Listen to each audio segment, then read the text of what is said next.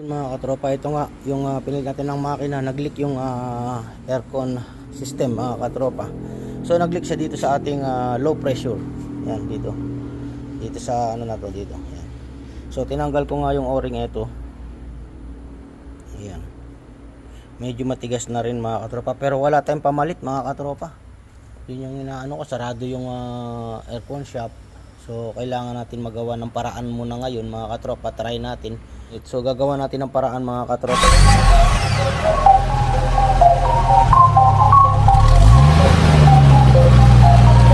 The Mechanic TV. Who made this? The Mechanic TV channel, dito ay manood ka. Click mo subscribe button, click yung bell, updated ka sa mga paparating namin na gawain. Alam mo na, subaybayan galaw ni Sir Edgar, manapat The manood Mechanic ka. TV. Kakabit pa rin naman natin tong o-ring yan, medyo lumapad na nga ng konti yung o-ring. So gagawa na lang natin ng paraan. So yung alam kong paraan mga katropa, wala nga tayong o-ring. Itong Teflon, yan. Mapapansin itong Teflon. Iikot natin ng ilang round dito sa ating slot na ito mga katropa ng ating pipe. Tapos saka natin lalagay si o-ring mga katropa. Ayan, yung gagawin natin paraan ganun muna mga katropa. Try natin kasi nga wala tayong makukuha o-ring dito mga katropa na unit. Saka baka pag kumuha tayo maputol lang, lalong ano. So try muna natin paikutan ng Teflon dito sa ating slot na to. Kumbaga kakapalan natin para medyo mag-expand si o-ring para ma-shield niya mga katropa yung ating diameter ng ating compressor dun sa baba mga katropa. Yan, kasi medyo matigas na nga mga katropa. Ayan, okay pa naman, kaya lang lumipis na yung ating ayan, lumapad na yung ating ibabaw dito, yung pinaka nagsishield niya mga katropa. So gagawa ko muna ng paraan, tapos ibabacuum natin mga katropa. After natin ma-fix mga katropa yung ating fittings, so nakaset pa rin yung ating gauge. Ngayon ibabacuum natin ng 20 to 25 minutes mga katropa. Start natin, open natin, natin lahat. Yan. So maghintay lang tayo ng 20 to 25 minutes mga katropa. 25 minutes natin binacuum mga katropa. I-off na natin. Sarado na muna natin dito sa low pressure side. Ayan.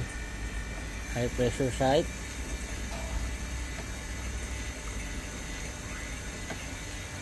Ayan.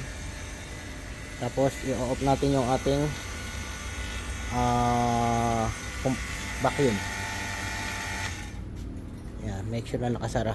Yan mga katropa. So ngayon, tanggalin natin to, si yellow. Ngayon papainumin natin siya ng oil mga katropa. Mga dalawang ganito. At mapainom ng oil mga katropa, buksan natin yung ating tangke full. Tapos syempre yung yellow, may natrap na hangin yan, papasingawin muna natin. Para maging solid lang mga katropa. Pero yan, bubuksan natin to. Dito tayo babasa sa low pressure.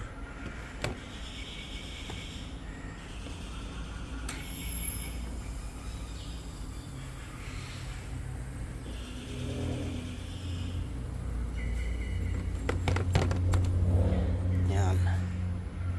So after nyan, start natin sa engine. Naka-on aircon tayo.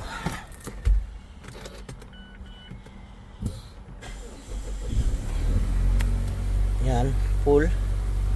Okay, set.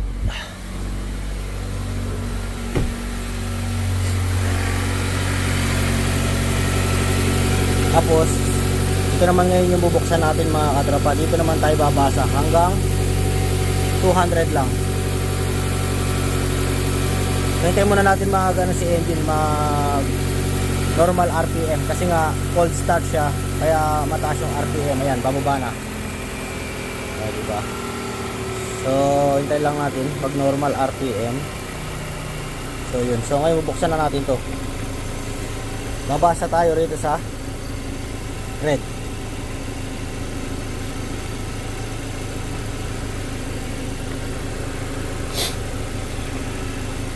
So hintayin lang natin siyang mag 200. Tapos pag na full ano na natin yung preon, obserbahan huli natin yung DIY natin mga katropa. So ayun, malapit ng mag 200 mga katropa.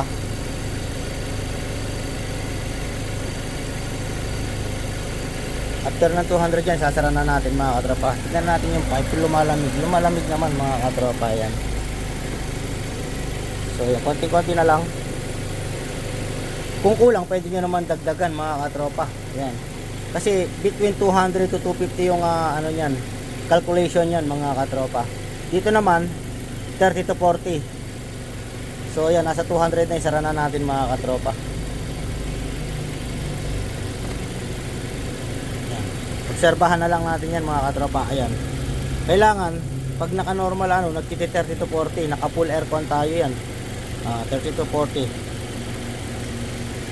200, ayan. Ayun, obserbahan natin yung aircon mga katropa. Kung lalamig ba siya. Pero dito sa pipe, malamig mga katropa. Ngayon, yung titignan natin, yung ginawa natin ng paraan mga katropa, kung nagbabubbles pa ba. Kasi meron siyang ano yun? Yung pan-trace, yung kulay green na nilagay. Meron yung oil niyan. So malalaman natin, makikita naman natin. Tsaka babasa, pinunasan ko nga mga katropa yung ano. So paandarin lang natin, tignan natin kung lalabas yung bubbles dun sa pinaka pipe ng low pressure mga katropa. Ayan, paandarin lang natin mga ilang minuto. So yun, after ng mga ilang minuto mga katropa, chinek natin, wala naman nagbabubbles na mga katropa.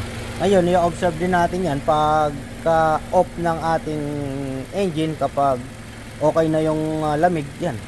Halata namang okay na mga katropa. Ayan, mapapansin nyo yung pipe. So bumabasa-basa na yung pipe nyan mga katropa. Ibig sabihin malamig na yan mga katropa. Tingnan natin sa loob kung talagang lumamig na. Yung leaking lang naman talaga yung problema. Malamig naman talaga yung aircon nito. So nandito tayo sa loob ngayon. Ay. Ayan, so far okay na yung lamig mga katropa. So yun nga, malamig na mga katropa. So ayan ko lang munang umaandar to mga 20 minutes. Tapos i-off natin, tapos check uli natin kung may magbabubble pa dun sa ano, kung may maglilik pa dun sa fitting sa mga katropa. So yun, ganun lang mga katropa, ka-basic yung sa aircon na ano lang tayo rito, siguro ano na yung ano niya, yung o-ring niya talaga. Yan, pag tumatagal talaga, di ko alam kung nagpa-general service na ba to o hindi pa mga katropa. Kasi pag mga 100,000 or 5 years, pwede nyo nang ipa-general service para ma-maintain yung mga parts natin ng aircon mga katropa. Lalo na yung cooling coil. May mga dumi-dumi yan. Kailangan, siyempre yung dumi-dumi yung nagkukos ng mga butas-butas nyan. Kaya dapat piname-maintenance natin yan. Linis-linis yan. Kahit walang leak yan, dapat piname-maintenance yan. Every 100,000 km. Pwede na ipa-maintenance yun. Siyempre, palinis din ang condenser. Lahat ng pwedeng linisin, walang problema, may problema, dapat ginagawa yun mga katropa. So yun, okay naman yung aircon. So far, bukas pwede nang ialis dito sa pwesto. Tapos dali natin dun sa ating i-car wash before nila ilabas mga katropa. Kasi ngayon, di natin ano to, kasi nga, ayan nga, makita nyo naman. Bukas ng umaga paglabas nyan, siya yung papasok dun para maibawas ng alikabok mga katropa. Daming alikabok. Okay na to mga katropa.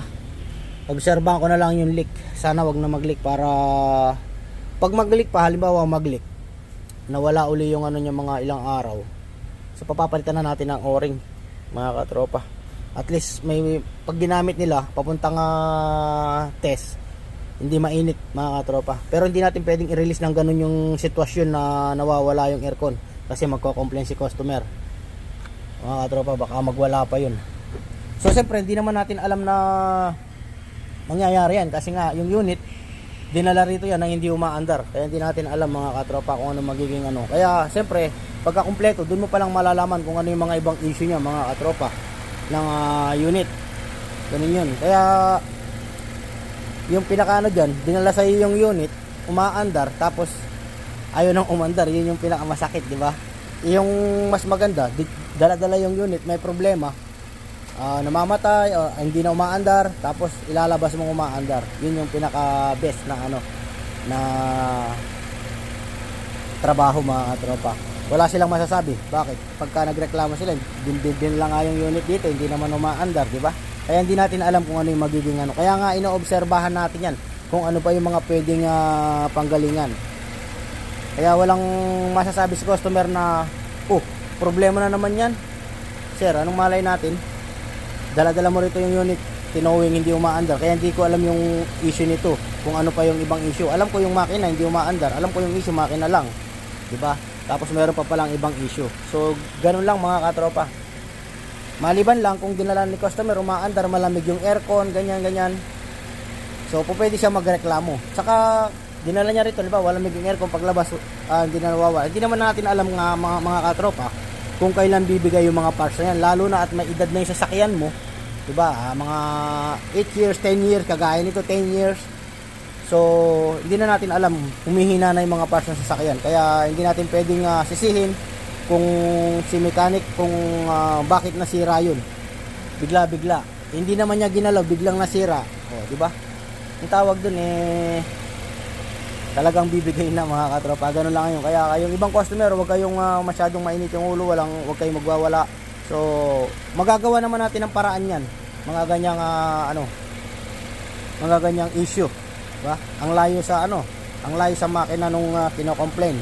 Tapos ganyan, di ba? Mas maganda pag-usapan na lang para magawa ng paraan. So, ganun lang mga katropa. Yun nga, obserbahan ko na lang.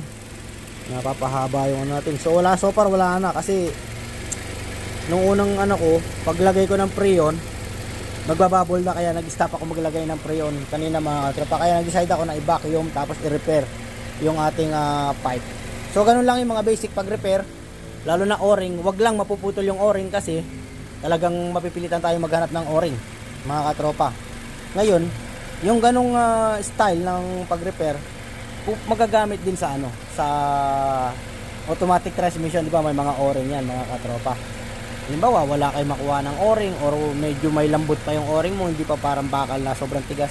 So pwedeng ganun yung gawin yung paraan muna mga katropa. Pero siyempre sugal yun. Pag automatic transmission kasi mga katropa, mahirap na kasi pag nga nagka-problema, ibababa mo ulit. Ito, kung sakaling mag-leaking, ayun lang, nandun lang, madudukot natin mga katropa. So yun lang mga katropa yung about dito sa ating unit. Bukas na ipapatest na natin. So hanggang sa muli, maraming salamat. Stay safe.